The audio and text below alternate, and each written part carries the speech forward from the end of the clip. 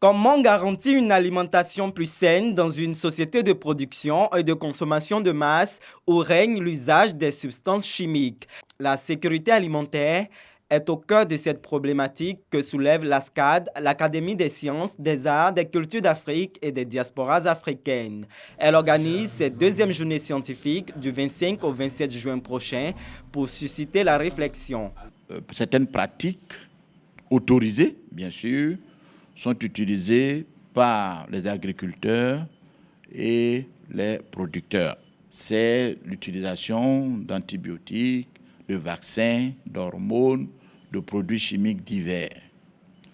La préoccupation de l'ASCAD, c'est est-ce que ces éleveurs et autres sont suffisamment formés pour respecter ce que l'on peut appeler les délais de carence avant de mettre ces produits animaux ou végétaux sur le marché. Parce que si tel n'est pas le cas, alors c'est le consommateur final qui va absorber ces produits médicamenteux.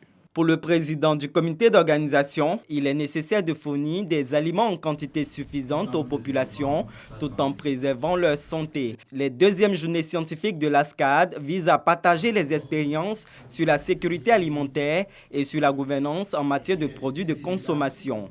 Elles verront la participation de plusieurs laboratoires, des ministères en charge de l'agriculture, de la promotion animale et des associations de consommateurs.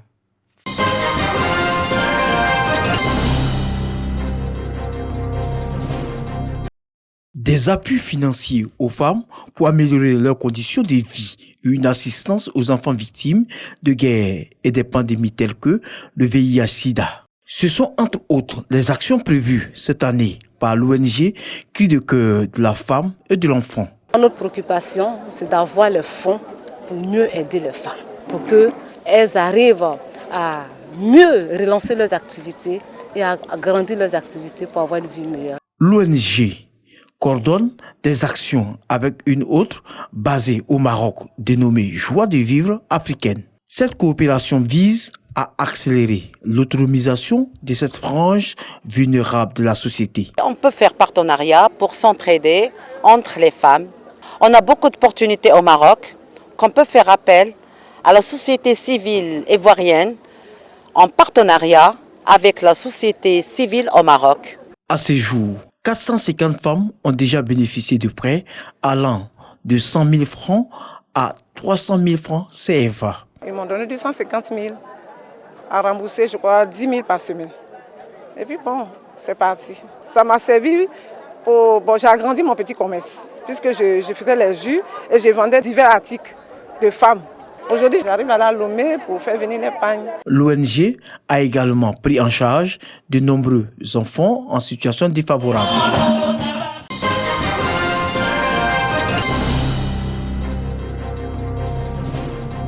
Pâques, un pays baoulé.